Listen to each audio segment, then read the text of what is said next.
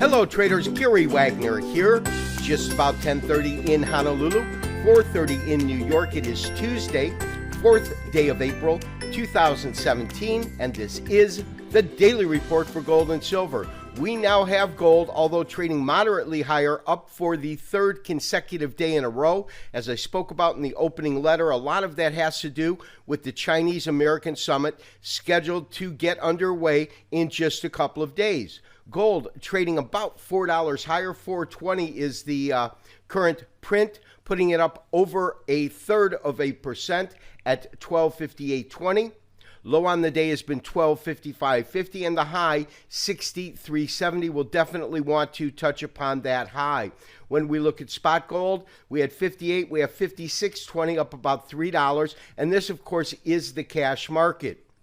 Over to silver. Silver is also trading up, but it's showing a pretty nice gain, up almost 0.6%. We're up 11 cents at 18.32. The low has been 18.21 with a high of 18.43. Spot silver trading at 18.30. So the first chart that I do want to look at today is a simple daily chart, standard candlestick format. Our close right now is about 1258.10. Up about $4.10. The high is interesting because it sits at around 63, which, if you can see, pretty much lines up with the yearly high that was achieved back, February, March of this year, after the dynamic rally that began at the end of last year. Now, that being said, we also want to focus upon the current closing price and kind of extend that forward. And what we will see is that the market is closed just right up at this particular point, which I believe is a minor level of resistance at this point rather than a major level. And the reason that I'm bringing that up is I did get a question that came in from one of our subscribers that spoke about the fact that I had been looking at 1265 as a key level of resistance, but over the last couple of days I've been looking at this area at 1277 as a key area, and why that fundamental change. Well, in essence, what I'm looking at is the fact that I do not believe we will have much technical difficulty closing above this old record top, which I believe will become support at some point. And if in fact we do see a surge above this particular price point, the next target we would look at would be 1277, which is longer term resistance than the 1265. Both are important, but I believe that we should be able to effectively trade above this price point.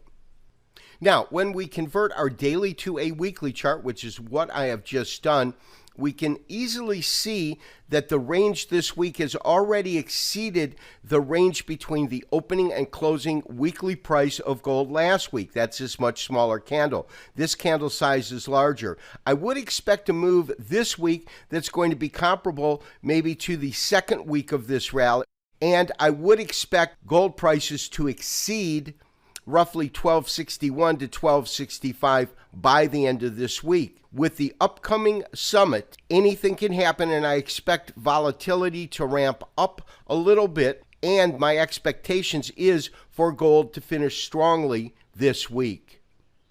The next chart that I do want to look at is a daily chart. This, however, is in Japanese average format. And what we can see from this chart is the fact that we have clearly now broken above any kind of flat line or resistance that we had over the last couple of days. We talked about the fact that last week this market moved sideways as it came into the close. You can see that with these three candles here. This, of course, being Friday, Thursday, and then Wednesday of last week.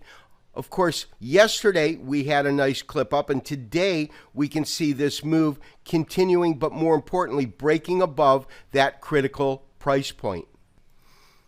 And going back to our weekly chart, because I want to compare a weekly candlestick chart to that of a Japanese average chart, we will go into the fourth consecutive week in which gold has traded to higher prices when compared to the open on Monday. We have converted our weekly chart that was standard candlesticks into a Japanese average chart. We can clearly see the upside rally started at the end of last year, the subsequent correction that followed, and now this second leg of the rally. We have now had a close that is above all of the real bodies of all of the prior candles of 2017, and that, I believe, bodes very well for the bullish faction in terms of current gold pricing. In other markets that we follow, Dow Jones Industrial Average managed to close out up about 0.2% at 20,689 on the day. Standard & Poor's also tracking higher, up little bit under 0.1%, but still a gain at 2360. A dollar index has been higher this morning, but it is trading well off of the highs, still up a little over 0.2% at 100.43. And lastly, crude oil has been on a rampage, moving higher today, gaining almost 2%, up 87 cents per barrel, but now trading effectively above $51 per barrel for the first time in quite some time.